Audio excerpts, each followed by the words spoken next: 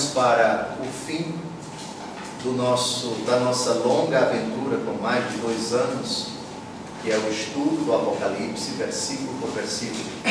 Começamos hoje o capítulo 20, que podemos considerar o epílogo dessa série, dessa parte do Apocalipse, que começa no capítulo 17, que na verdade tem a sua origem lá no capítulo 12 e no capítulo 13 do Apocalipse, onde aparecem essas personagens horripilantes. Primeiro, no capítulo 12, quem é que se coloca diante da mulher que está grávida para dar à luz, para devorar a criança, tão logo a criança nasça? O dragão, a primitiva serpente, o diabo, Satanás, o sedutor de toda a terra. No capítulo 13, aparecem os seus 2 satânicos rebentos, as 2 feras, o poder imperial e a segunda fera, que tem um número de homens, 666, o imperador. No tempo de Nero, no tempo de São João, Nero. Muito bem, esses 3, essa tríade satânica, desencadeou uma perseguição contra Cristo na sua igreja, desencadeou uma perseguição cruel que aprisionou, que mutilou, que proscreveu, que matou muitos cristãos. Aparentemente, essa realidade era inexpugnável, indestrutível. Pensava-se: ninguém vence o dragão, ninguém vence as 2 feras. No capítulo 17, essa realidade, que é a primeira fera, é chamada de a grande prostituta, uma meretriz. É o Império Romano, inebriada do sangue dos mártires. E começa o castigo. Vejam a cadência da ira de Deus, ira no sentido de ira do cordeiro, enfim, expressão muito cara para o livro do Apocalipse. A justiça de Deus, que agora se abate sobre os inimigos de Cristo, os inimigos da igreja. Primeiro, Babilônia. Caiu Babilônia a grande. Depois, dei uma olhada no capítulo 19, a vitória de Cristo sobre as feras. Agora, por último, aquele que dessa tríade satânica é o líder, é o chefe, é o mentor, é aquele que está por detrás, é o instigador das feras, é o instigador do gênero humano contra Cristo e contra a igreja de Cristo e contra os fiéis discípulos de Cristo. Muito bem, esse capítulo está dividido em 2 partes. Até o versículo 10, a sorte do dragão, o diabo, a primitiva serpente, Satanás. Satanás será julgado. Nós professamos no credo que Jesus virá um dia para julgar vivos e mortos. Mas é também uma verdade de fé que Jesus julgará o demônio. Ele que já foi sentenciado, já não se encontrou lugar para ele no céu. Depois, diz o autor do Apocalipse, depois da grande batalha que aconteceu no céu, entre Miguel e seus comandados, e Satanás e seus sequazes. Já não se encontrou lugar no céu, e ele partiu furioso para a terra. O famoso versículo 12 do capítulo 12: ó terra, cuidado, porque o demônio partiu furioso, porque sabe que pouco tempo lhe resta. O pouco tempo que resta para o demônio é o tempo que transcorre entre a ressurreição de Cristo e a segunda vinda de Cristo. É um tempo breve. Eis que eu venho em breve, vai dizer Jesus, no finalzinho do Apocalipse. A brevidade, portanto, é o tempo que decorre da primeira vinda de Cristo à segunda vinda de Cristo. Como não cabe a nós definir para Deus 1000 anos, como um dia que passou, nós vamos ver no Salmo 89, no Salmo 89, ainda nesse encontro. Pois bem, então temos já um dragão expulso do céu, condenado a primeira vez por decisão dele, ele se afastou de Deus, ele se rebelou contra Deus, mas será ainda julgado por ocasião da segunda vinda de Cristo. O capítulo, os 10 primeiros capítulos vão tratar disso. E depois, o julgamento geral, aquilo que no capítulo 25 de São Mateus, nós entendemos por juízo final. Aqui vai ser descrito em linguagem apocalíptica, evidentemente. Muito bem, no capítulo 21 e 22 não convém falar agora. Vamos direto então ao texto, Apocalipse, capítulo 20, versículo 1. Vi então descer do céu um anjo que tinha na mão a chave do abismo e uma grande algema. O Apocalipse está repleto de anjos. É própria da linguagem apocalíptica a presença de anjos. Presença abundante. São os mensageiros de Deus, são os servos de Deus, são executores da vontade de Deus. Esse é um dos muitos anjos, dos muitíssimos anjos que já vimos no livro do Apocalipse. Ele desce e tem na mão a chave do abismo. Essa cena, alguém pode lembrar, alguém pode dizer se ela já apareceu no Apocalipse?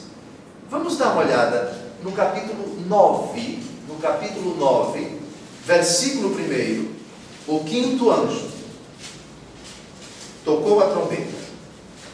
Vi então uma estrela cair do céu na terra, e foi-lhe dada a chave do poço do abismo. Agora leiam no contexto, em silêncio um pouquinho, os versículos 2 e 3, para perceber qual é a finalidade de o anjo abrir a porta do abismo.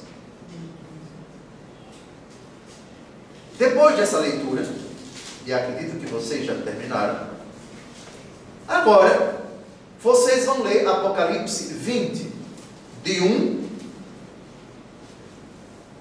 a 3, em silêncio. Em silêncio, porque nós vamos comentar os versículos 2 e 3 ainda. E vocês vão descobrir que esse anjo do capítulo 20 tem a chave do abismo, vai abrir o abismo, mas para outra finalidade. Já descobriram, não é? O primeiro anjo do capítulo 9 abre o abismo para soltar os espíritos imundos. Dentre eles a estrela absinto, nós sabemos que é o diabo. Mas no capítulo 20, esse anjo que tem a chave na sua mão e uma grande algema, aliás, a própria palavra algema já indica que ele não vai soltar o demônio, não vai soltar os seus anjos. Muito bem. Então, entre o anjo do capítulo 9, versículo 1, e o anjo do capítulo 20, versículo 1, nós temos algo parecido, só que o anjo do capítulo 9 vai soltá-los, e agora do capítulo 20 vai prendê-los. Já comentamos lá, eu não sei se em 2013 ou 2014, acho que em 2014, comecinho do ano, que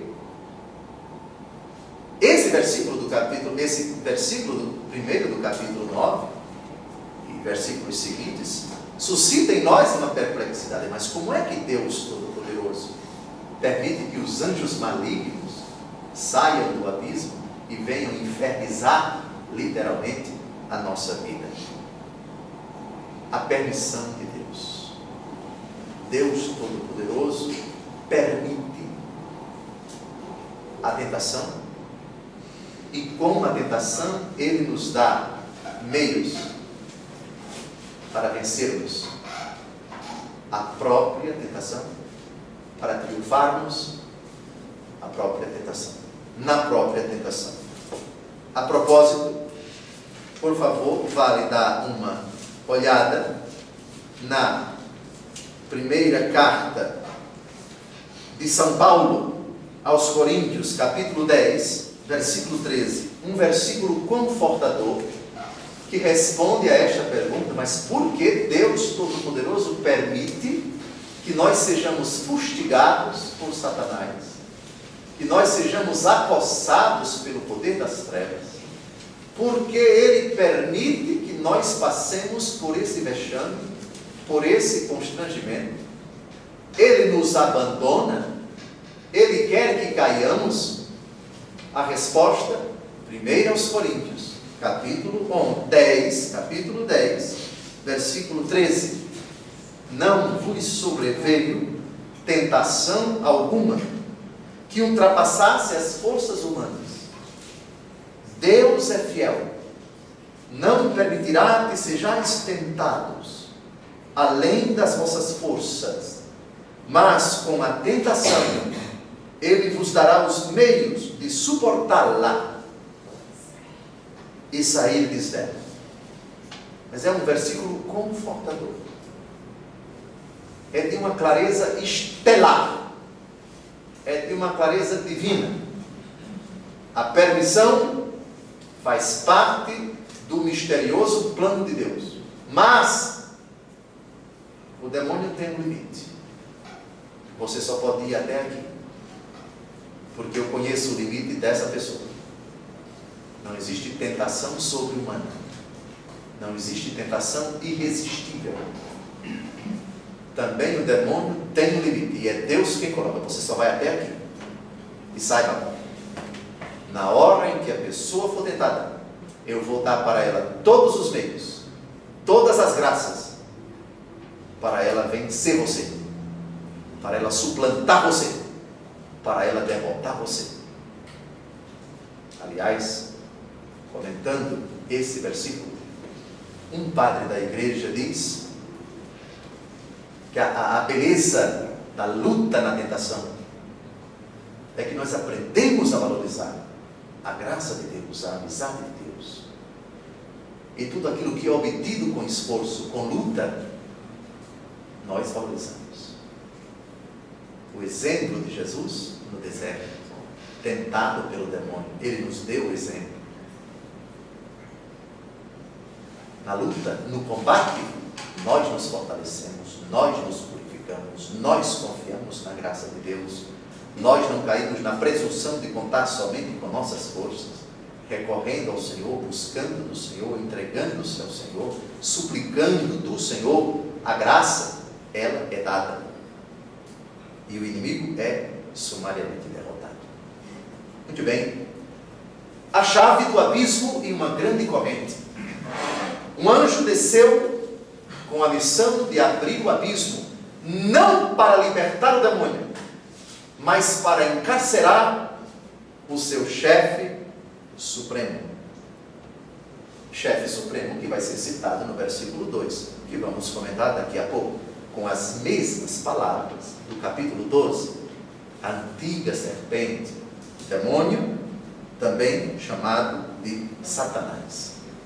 Muito bem, então aqui no capítulo 20, nós temos uma decisão de Deus de trancafiar o demônio. Vamos usar a expressão amarrar o demônio. Eu confesso que não me agrada muito esse verbo, porque infelizmente determinadas seitas que teatralizam a luta da igreja contra o diabo abusam desse verbo. Está amarrado, está amarrado, está amarrado. Mas depois que nós citarmos aqui um texto do Evangelho segundo Mateus, capítulo 12, daqui a pouco, nós vamos perceber que é um verbo realmente que pode ser usado. E se pode falar de amarrar, se pode falar de despojar, se pode falar de assaltar o diabo. Muito bem. Então, nesse capítulo, nós vamos perceber uma decisão da parte de Deus. O demônio será imobilizado. O demônio perderá a sua força para realizar a sua, aspas, obra-prima. que é fustigar na convivência humana entre os homens o ódio a Deus, o afastamento de Deus, o pecado, que é a sua obra-prima. Então, o diabo aqui percebe-se impotente, incapaz de sair do abismo. Você está preso. Está preso. E a prisão significa a privação da liberdade, a privação da capacidade de ir e de vir. Ou seja, você aqui está absolutamente acorrentado, aprisionado. Você está cerceado na sua capacidade de agir. Versículo também de grande importância para a nossa vida. Depois, uma coisa muito importante. Nesse capítulo, vai se falar de 1000 anos, de uma impossibilidade de o demônio agir. Recordo a todos da internet e daqui da aula que o Apocalipse é carregado de simbolismos. Alguém pode lembrar alguns períodos de tempo simbólicos que já apareceram no Apocalipse? 3 anos e meio, lembram? Ou 42 meses, ou 1260 dias, que é a mesma coisa, que aquele tempo citado no Antigo Testamento, em que Antíoco IV Epifanes moveu uma perseguição contra os judeus, o que desencadeou a revolta dos irmãos Macabeus, citada na primeira carta no primeiro livro dos Macabeus e no segundo livro dos Macabeus. João pega esse tempo de lá do Antigo Testamento, ou seja, 3,5, que é metade de 7, 3 anos e meio, ou 1260 dias, ou 42 meses. Um período relativamente longo. 1000 anos, mesma coisa.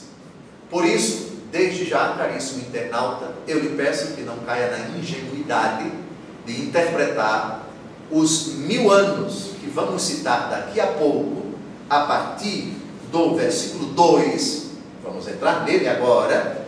Não caia na tolice, na ingenuidade de interpretar esses 1000 anos como um período de tempo preciso. É um tempo relativamente longo, em que a graça de Cristo vai triunfar, e o poder das trevas não conseguirá se manifestar, não atuará, o demônio não terá nenhuma força, e depois o demônio será solto. Mas isso é assunto um pouquinho mais para frente, ainda nesse capítulo 20. Muito bem, chegamos ao versículo 2. Esse versículo tem suscitado rios de tinta. Milhares e milhares de pessoas, dentro e fora da Igreja Católica, ao longo de 2000 anos, tentaram decifrar o que vamos ler agora. E vamos expor as interpretações mais plausíveis, mais aceitáveis. Versículo 2. Ele apanhou o dragão, a primitiva serpente, que é o demônio e Satanás, e o acorrentou por 1000 anos. Há duas correntes de interpretação desses 1000 anos. A primeira se refere ao tempo presente, ou seja, desde a ressurreição de Cristo e a efusão do Espírito Santo até o momento presente. Esses 1000 anos já estão se manifestando, já estão em andamento. E a outra corrente, dita profética, diz que esses 1000 anos ainda não começaram, ainda não tiveram início. Seria uma era para o futuro, uma época, o tempo evidentemente, que ainda iria iniciar.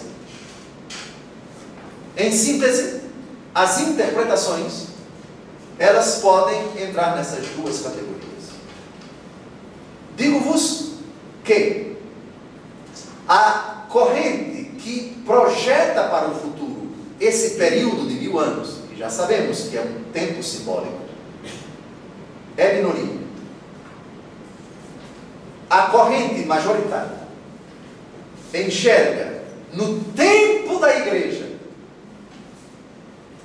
esse período. Mas em que sentido?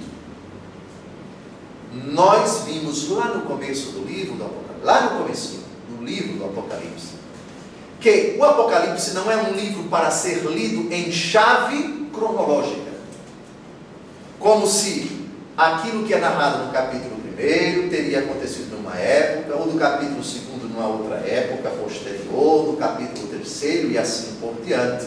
Não. A linguagem apocalíptica não é histórica no sentido de cronológica. Ela, carregada de simbolismos, trata de fatos, de acontecimentos passados, presentes e futuros que recorrem. Ou seja, aquilo que é narrado no capítulo 17 concorre com aquilo que é narrado no capítulo tal. Por sua vez, a vitória de Cristo, quando é narrada num determinado versículo, ela pode coexistir no tempo com o triunfo de Satanás. Eu vou dar um exemplo. Ali, aqui e agora, pontualmente, nós temos o triunfo da verdade, da justiça, da graça, da bondade, do perdão. Algo que se percebe com uma consistência muito nítida, com uma evidência bem explícita, os sinais da presença do Reino de Deus. Ali, aqui e agora. Naquela casa, naquela pessoa, naquele contexto, naquele ambiente de trabalho. Muito bem. Aqui e agora. Acolá e agora. Talvez na mesma cidade, quem sabe na mesma rua, quem sabe no mesmo edifício, no mesmo condomínio. Naquele apartamento, a graça de Deus é vivida intensamente. Naquele outro, porém, o triunfo de Satanás. Quem já não teve a experiência de conviver com uma pessoa no mesmo condomínio e de vez em quando escutar brigas, discussões, arengas, xingamentos, enfim, no mesmo condomínio, universos completamente diferentes. Naquele apartamento, o triunfo da graça de Deus, a vitória de Cristo.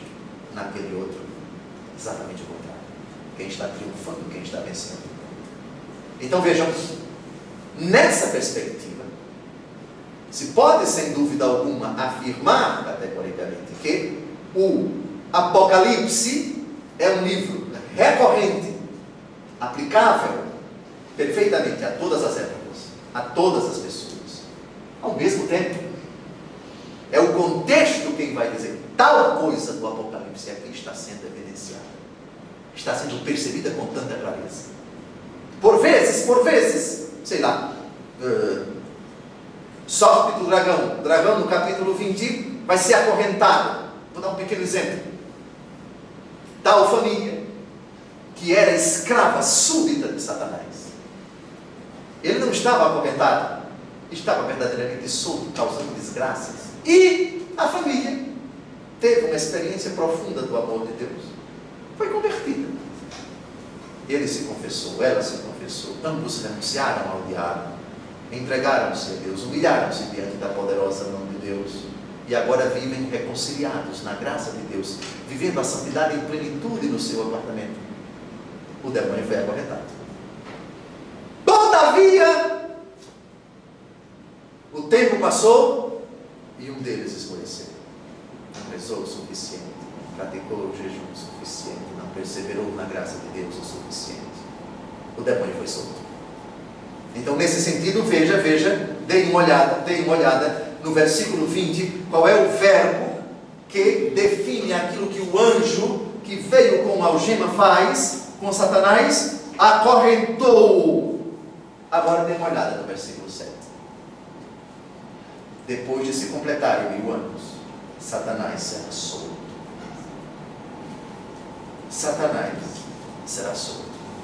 Então vejam, eu espero que esse exemplo bem simples, que pode verdadeiramente ser aplicado em âmbito de trabalho, em âmbito de comunidade, em âmbito de cidade, numa determinada região, num país, ou quiçá em âmbito universal. Nesse sentido, o Apocalipse é plenamente atual, plenamente aplicável aqui e agora para todas as pessoas, porque é um livro meta-histórico, meta-histórico não é que esteja fora da história, é que ele, sem dúvida alguma, se aplica, se dirige aos cristãos, sobretudo os que fazem a história, que estão no tempo, que estão no espaço, mas não é um livro que precisa, primeiro vai acontecer isso, depois vai acontecer aquilo, e depois vai acontecer aquilo. Lembrem-se que estamos lendo um livro que é um resultado de uma experiência de João, num conjunto de visões, num conjunto de revelações. E revelações que dizem respeito às pessoas de todos os tempos e a todos os tempos de cada pessoa. Não é um jogo de palavras o que eu acabei de falar. Se o Apocalipse, por ser palavra de Deus, se aplica a todas as pessoas, tudo que nele está contido se aplica também a cada pessoa, em cada época de sua vida. Muito bem. Versículo 2. Ele apanhou o dragão, a primitiva serpente, que é o demônio e Satanás, e o acorrentou por 1000 anos. O número 1000 possui aqui apenas um valor simbólico. A propósito, vamos dar uma olhada nos capítulos 11, 12, 13 e 17, para perceber de novo, eu insisto, você, caro internauta, não caia na ingenuidade de achar que esses 1000 anos são um tempo cronológico preciso, definido, isto é, 999 anos e mais um ano, dando 1000 anos. Cuidado, cuidado. No capítulo 11, quem pode descobrir, eu não vou dizer que é no versículo 3, porque vocês vão descobrir, onde aparece 1260 dias. 1260 dias. Muito bem. Dê uma olhada ainda no versículo 9 desse capítulo, onde aparece um período também simbólico, 3 dias e meio. 3 dias e meio. Isso no capítulo 11. Vamos ao capítulo 12. Descubra, por favor, um outro período de tempo que não pode ser interpretado ao pé da letra. Já descobriram no versículo 6. Muito bem. A mulher fugiu então para o deserto, onde Deus lhe tinha preparado um retiro para aí ser sustentada por 1260 dias. Traduzindo, 42 meses, ou outra tradução, 3 anos e meio. Período que João foi buscar lá no Antigo Testamento. Período simbólico. Vamos ao capítulo 13. No capítulo 13 nós temos um período muito breve, que também não pode ser interpretado ao pé da letra. Foi-lhe dada, versículo 5, foi-lhe dada a faculdade de proferir arrogâncias e blasfêmias, e foi-lhe dado o poder de agir por 42 meses. Muito bem, muito bem. Pule agora para o capítulo 17, mais um outro tempo no Apocalipse que não pode ser interpretado ao pé da letra, portanto é um tempo simbólico. Versículo 10 fala de um pouco de tempo. São também 7 reis, 5 já caíram, um subsiste, o outro ainda não veio, e quando vier, deve permanecer por um pouco tempo. O versículo 12 também fala de um momento. Bom, são períodos de tempo que não podem ser interpretados ao pé da letra. Quando o tempo é objetivamente breve, 3 dias e meio, enfim, nós sabemos, é um breve tempo. 1000 anos, 1000 anos não é um breve tempo, é um tempo considerável. Lógico que, por se tratar de uma expressão colocada, numa linguagem apocalíptica. Cuidado para certas interpretações. Então, 1000 anos não pode necessariamente ser interpretado como toda a minha vida. Eu só vou viver 80, 90, sei lá quanto. Lógico que 1000 é muito mais do que a existência terrena de uma pessoa aqui, né? Mas o que significa? Pode significar um período longo na vida de uma pessoa. Eu, durante muito tempo, permaneci na presença do Senhor. Você que vai renunciar ao pecado, permaneça fiel a Cristo. E Cristo permanecerá com você durante muito tempo. É nesse sentido que 1000 anos se refere à prisão de Satanás. Um bom tempo, um tempo considerável, que pode ser a vida toda. O que vai definir a duração do tempo é a nossa resposta ao apelo do Deus que nos chama à conversão. Enquanto eu permanecer em Cristo, ele já disse no Apocalipse, eu estou à porta e bato. Se alguém abrir, cearemos juntos, eu com ele e ele comigo. Ora, essa ceia pode perdurar quanto tempo eu quiser, basta que eu permaneça em Cristo. O mesmo se aplica para aquela relação, para aquele ambiente de trabalho, para aquela instituição, para aquela família, para aquele matrimônio, e assim por diante. Está claro? Muito bem. Na cosmovisão dos iranianos, Irã, vocês sabem que é a antiga Pérsia, país historicamente inimigo de Israel.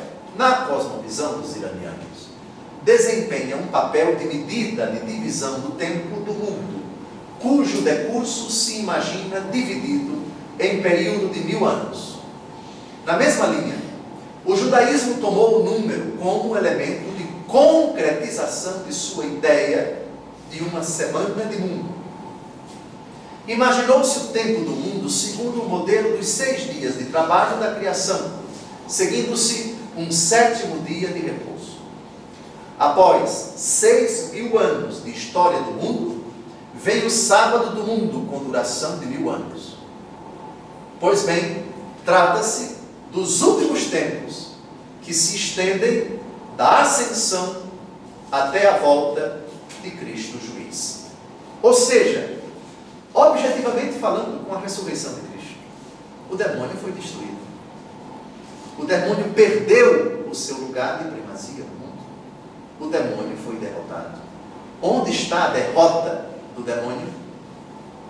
No sangue de Cristo, no mistério redentor do Calvário, no triunfo de Cristo sobre as nossas misérias. Ele que cravou os nossos pecados no madeiro, ele que cancelou o documento de condenação, expondo ao ridículo o poder das trevas, usando a imagem do apóstolo Paulo. Na cruz de Cristo, nós já temos o aprisionamento de Satanás. A propósito, agora sim, vamos ler Mateus 12, 29, uma frase surpreendente de Jesus, pouco comentada, a bem da verdade, e por isso, talvez muitos não saibam o seu verdadeiro significado. Mateus, capítulo 12, versículo 29. Como pode alguém penetrar na casa de um homem forte e roubar-lhe os bens, sem ter primeiro amarrado este homem forte? Só então pode roubar sua casa. Respondam-me sinceramente. Vocês poderiam dizer de quem é que Jesus está falando aqui? Quem é aquele que penetra na casa de um homem forte? Que homem forte é este? E quem é aquele que rouba os bens desse homem forte? A resposta é a seguinte: como pode alguém penetrar na casa de um homem forte? Esse que penetra é Jesus. O homem forte é o demônio. E os bens que pertencem ao homem forte são os homens. Mas, Dona José, essa explicação eu nunca ouvi. Olhe direito. Qual é? No domingo passado eu lembrei para vocês, na missa, um dos critérios muito importantes para interpretar a Bíblia Texto sem contexto é pretexto. E outro princípio, o texto deve estar inserido no contexto. Você descobre que homem é esse nos versículos anteriores. Porque os adversários de Jesus, quando ele estava expulsando um demônio, disseram no versículo 24, é por Beelzebul, chefe dos demônios, que ele os expulsa. Aí Jesus começa a explicar, a partir do versículo 25, todo o reino dividido contra si mesmo será destruído. Toda cidade, toda casa dividida contra si mesma não pode subsistir. Se Satanás, espere Satanás, está dividido contra si mesmo, como, pois, subsistirá o seu reino? E se eu expulso, então veja, o homem que vai entrar na casa é Jesus. E se eu expulso os demônios por Beelzebul, por quem é que vossos filhos os expulsam? Por isso eles mesmos serão vossos juízes. Mas se é pelo Espírito de Deus que eu expulso os demônios, então chegou para vós o reino de Deus. Então, já sabemos quem é o homem que vai penetrar na casa do homem forte. Como pode alguém penetrar na casa de um homem forte? É Jesus que penetra no reino de Satanás e rouba-lhes os bens. Ou seja, naquele possesso, o demônio tinha domínio sobre ele. O possesso estava sob o domínio do demônio. Era posse do demônio. Jesus entra e expulsa esse homem forte e rouba esse bem, que é o coração, que é a vida daquele coitado que estava sob o poder de Satanás. Está claro? Então, sem ter primeiro amarrado este homem forte.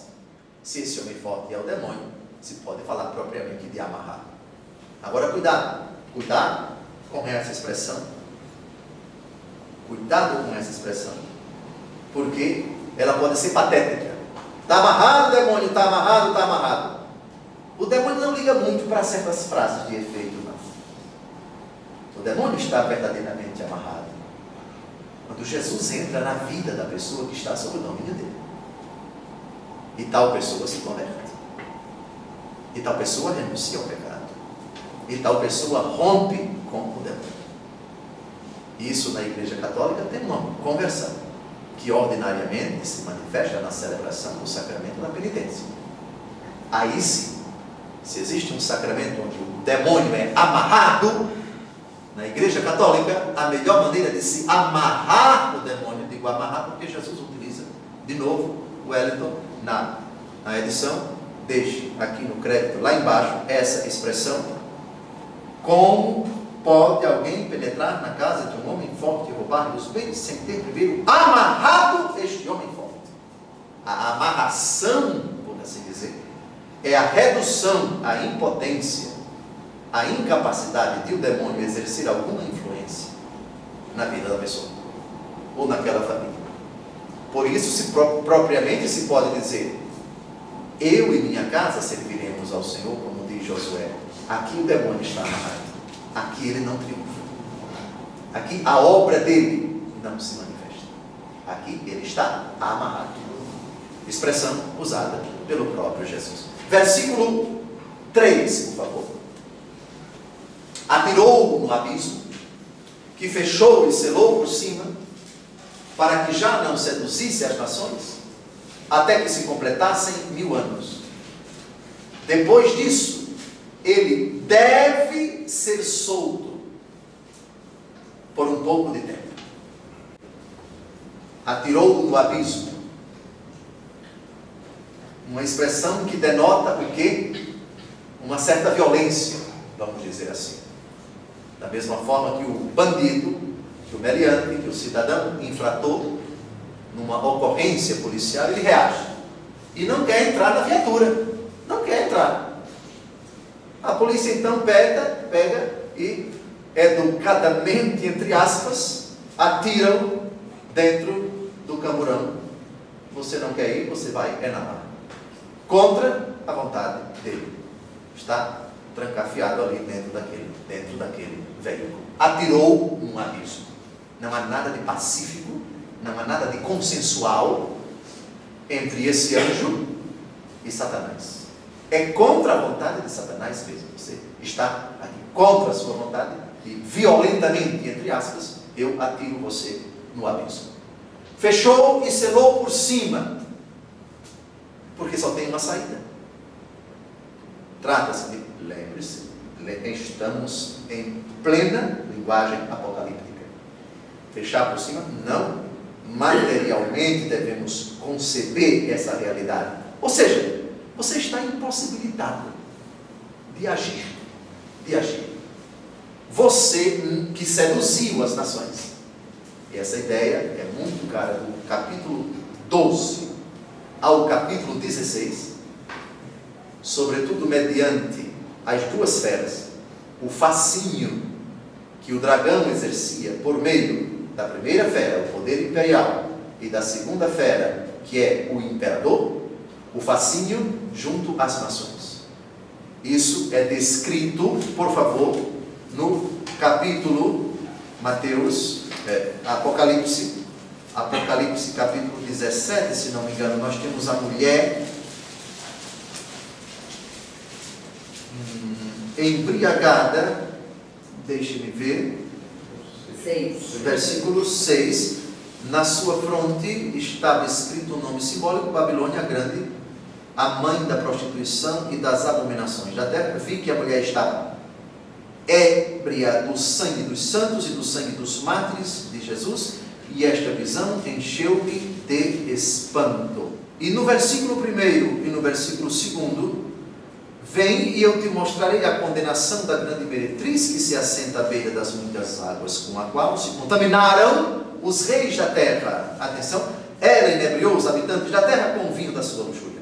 Então, os reis da terra são aqui citados. Estavam seduzidos, inebriados, embriagados por ela, encantados com a, aspas, beleza dessa grande prostituta. Aqui, não. Durante esse período, você não vai seduzir nenhuma nação, até que se completassem os 1000 anos. Já sabemos o significado dos 1000 anos. E as aplicações desse versículo, as N situações, em âmbito individual, familiar, comunitário, social e até mundial, são muitas, por favor. Depois disso, ele deve ser solto por um pouco de tempo. O que salta aos olhos nesse versículo é o verbo deve. Ele deve ser solto. Mas atenção, cuidado, porque esse verbo não denota necessidade do mal. Se vai ser solto, é por uma especial permissão de Deus, o mesmo Deus que o aprisionou. É o mistério da permissão de Deus, de que o demônio volte a fustigar as pessoas, depois de elas terem sido libertadas dele, depois de elas terem rompido com ele. Vigiai e orai. O espírito está preparado, mas a carne é fraca. São Pedro, na sua primeira carta, capítulo 5, versículo 8, se não me engano, diz: eis que o vosso adversário, o demônio, vos rodeia como um leão que ruge, buscando a quem devorar. Resisti-lhe firmes na fé. 1 Pedro 5, versículo 8. É constante a luta contra o poder das trevas. Mesmo, atenção, mesmo aquela pessoa que passou 1000 anos, na perspectiva do Apocalipse, muito tempo na graça de Deus, ela pode, num momento de deslize, experimentar a ação daquele que estava trancafiado, estava amarrado, usando a expressão de Jesus, e voltou a agir. E por vezes com uma violência tremenda. É até o fim da vida.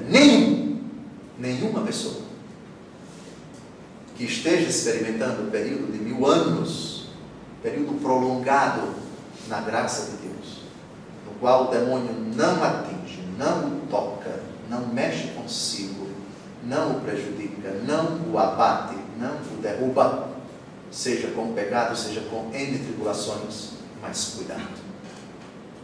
Mantenha-se sempre vigilante. Descuidou, a porta do abismo se abre. ele deve ser solto por um pouco de tempo. Mas por que Jesus não impede isto, Dom José? Eu já respondi com a primeira carta de São Paulo aos Coríntios, capítulo: Deus não permitirá que sejais tentados acima de vossas forças. 10, versículo o quê? 13. Muito bem. Não vos sobreveio tentação sobre-humana. Deus é fiel, não permitirá que sejais tentados além das vossas forças. Mas com a tentação, Ele vos dará meio para triunfardes sobre elas. Muito bem. Selou por cima. A exclusão de Satanás da história é garantida por Deus. Lembram? História que no Apocalipse não pode ser restrita ao âmbito macro, ao âmbito universal. História da humanidade. Certo? Também. Houve períodos na história da humanidade em que o demônio parecia ter as chaves da história, para não citar outros períodos, de 1939 a 1945, e vocês sabem o que aconteceu na face da Terra durante esses anos horrendos. Mais de 50 milhões de pessoas mortas, graças à iniciativa de um monstro, de um insano, que infelizmente granjeou aliados para si, o que tornou a sua fúria destrutiva algo de proporções gigantescas. Muito bem. E nem o Brasil escapou, porque precisamos mandar os nossos pracinhas para combater aqueles que queriam triunfar dessa forma tão terrivelmente descrita, e minuciosamente descrita pelo Apocalipse, para descrever a ação do dragão e das duas feras. Selou por cima. 1000 anos, período relativamente longo. Versículo 4, por favor. Vi também tronos, sobre os quais se assentaram aqueles que receberam o poder de julgar. Eram as almas dos que foram decapitados por causa do testemunho de Jesus e da palavra de Deus, e todos aqueles que não tinham adorado a fera ou sua imagem, que não tinham recebido o seu sinal na fronte nem nas mãos. Eles viveram uma vida nova e reinaram com Cristo por 1000 anos. Bom, primeiro, o versículo 4 já explica muita coisa que dele aparece. Esses tronos evocam a ideia de que quem é que se senta no trono? Aquele que ocupa o lugar de primazia no reinado. O trono é próprio, é exclusivo de Deus. É próprio também e exclusivo do Filho que está sentado à direita do Pai. Trono, portanto, é algo próprio de Deus. O Pai e o Filho. O Filho sentado à direita do Pai, o ancião do livro do profeta Daniel, que no Apocalipse é identificado ora com Jesus Cristo, ora com o próprio Deus Pai. Pois bem, só que aqueles anciãos, lembram dos 24 anciãos sentados em tronos, denotam também essa ideia de triunfo. Reinam com Cristo. Imagem muito cara já ao livro do Êxodo, que fala que Israel é um reino de sacerdotes. Imagem também que é citada pela primeira carta de São Pedro e pelo Apocalipse. Todos os batizados, toda a igreja, ela é constituída, ela é definida como um reino de sacerdotes. Reinar é triunfar em Cristo, por Cristo e com Cristo. Seja aqui na terra, já somos um reino de sacerdotes pelo sacramento do batismo. Esse reinado se manifesta quando Cristo reina. Opera em nós o querer, o pensar e o agir, usando a imagem de São Paulo em uma de suas cartas. E no céu, esses tronos não são tronos concorrentes com o trono de Deus Pai, com o trono do Filho. Simplesmente o Apocalipse quer dizer que tais pessoas sentadas no trono reinam com Cristo, triunfam com Cristo, julgam com Então, José, nós professamos no credo que quem vai julgar os vivos e os mortos é Jesus. Mas, Dom José, o Apocalipse está dizendo outra coisa. Olhem bem o versículo 4. Quem é que vai receber o poder de julgar? Adivinhem. Aqueles que estão assentados nos tronos. Primeiro vamos ver quem são esses. O próprio Apocalipse explica. As almas dos que foram decapitados por causa do testemunho de Jesus e da palavra de Deus. E todos aqueles que não tinham adorado a fera ou sua imagem, que não tinham recebido o sinal na fronte nem nas mãos. No capítulo 6 do Apocalipse, nós sabemos que essas almas estão onde? Debaixo do altar. Olha agora onde é que elas estão. Comparem, por favor. Vamos dar uma olhadinha no capítulo 6 do Apocalipse. Apocalipse 6. Onde é que essas almas estão? Onde é que essas almas estão? No versículo 9, vocês já descobriram os nossos irmãos mártires, aqueles que sucumbiram, aqueles que tombaram por causa do nome de Jesus, aqueles que não adoraram a fera, aqueles que não têm em seu corpo a marca da fera. Olha onde eles estão. Debaixo do altar. Agora a situação se inverte. No capítulo 20, versículo 4, eles estão nos tronos, não é mais debaixo do altar. Agora eles vão julgar. Ô Dom José, agora vem a parte mais difícil, Dom José. Eles receberam o poder de julgar. Mas quem ia julgar não era Jesus? Nós não professamos no credo que é Jesus que vai julgar os vivos e os mortos? Então são os santos que vão julgar? A resposta a esse enigma está na primeira carta de São Paulo aos Coríntios, capítulo 6, versículo 2. Não sabeis que os santos julgarão o mundo? E se o mundo há de ser julgado por vós, seríeis indignos de julgar os processos de mínima importância? Versículo 3. Não sabeis que julgaremos os anjos? Quanto mais as pequenas questões desta vida. Pronto, Dom José, agora que complicou isso. Porque se no Apocalipse diz que os mártires, os santos, que já estão no céu, receberam o poder de julgar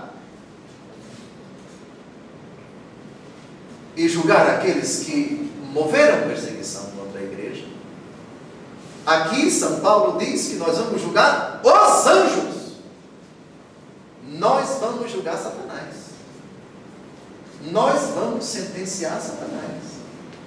E também nós vamos, se estivermos no céu, por favor, é o que tanto desejamos, é o que tanto pedimos, é a nossa grande expectativa, que Deus tenha compaixão de nós e na hora verdadeira nos dê a graça da penitência final, para morrermos arrependidos e com ou sem alguma pena temporal de algum pecado já perdoado quanto à culpa a expiar, portanto, passando pelo purgatório ou não, venhamos a nos encontrar com Ele na glória. Nesse caso, julgaremos os condenados, os eventuais condenados, e julgaremos os anjos.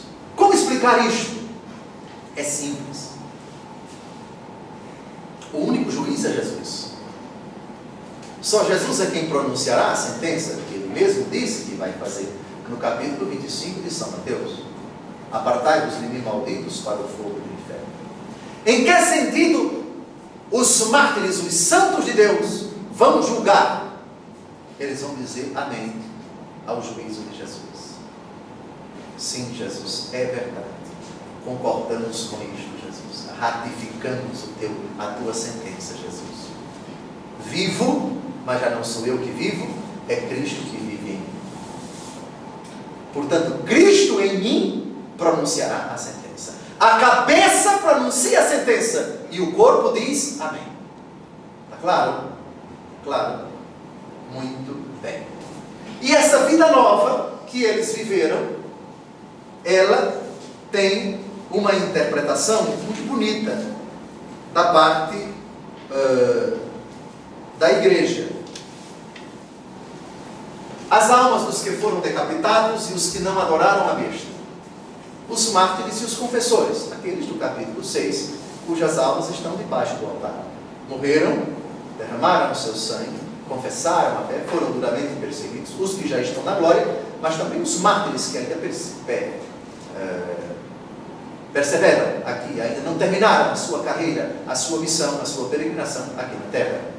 Mártires e confessores. Confessores são aqueles que na perseguição foram duramente, cruelmente perseguidos, mutilados, mas não morreram. São exemplos vivos de fidelidade a Cristo. Não morreram, mas escaparam da perseguição, não abdicaram da fé, são um exemplo vivo para a comunidade de fidelidade, de coerência, um modelo a ser seguido. Eles voltaram à vida. É a ressurreição dos mártires. É simbólica. Daqui a pouco vamos ver Isaías 26, 19 e Ezequiel 37. É a renovação da igreja depois do término da perseguição romana, com a mesma duração do cativeiro do dragão. Ou seja, enquanto o dragão está aprisionado, a igreja triunfa, vive um período de paz na fidelidade a Cristo, florescendo a santidade no seu seio. Os mártires que esperam sobre o altar, reparem, 6, de 9 a 11, que já vimos ainda há pouco, estão desde agora felizes com Cristo. O reino de 1000 anos é, portanto, a fase terrestre do reino de Deus, desde a queda de Roma até a vinda de Cristo. Vamos ver Apocalipse 20, de 11 a 13, mais para frente. Para Santo Agostinho e muitos outros, os 1000 anos se iniciam com a ressurreição de Cristo.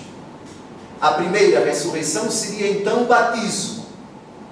Desde a igreja antiga, uma corrente da tradição interpretou literalmente este versículo. Após uma primeira ressurreição real, isso é uma heresia, após uma primeira ressurreição real, a dos mártires, Cristo voltaria sobre a terra para um reino feliz de 1000 anos, em companhia de seus fiéis. Este milenarismo literal nunca foi favorecido na igreja.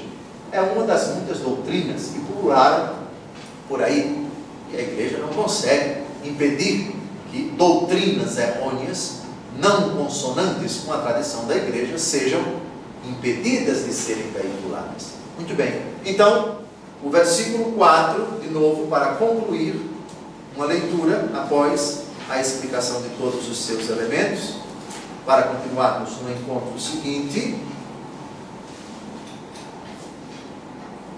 Vi também tronos, já sabemos que tronos são esses e o que significam, sobre os quais se assentaram aqueles que receberam o poder de julgar.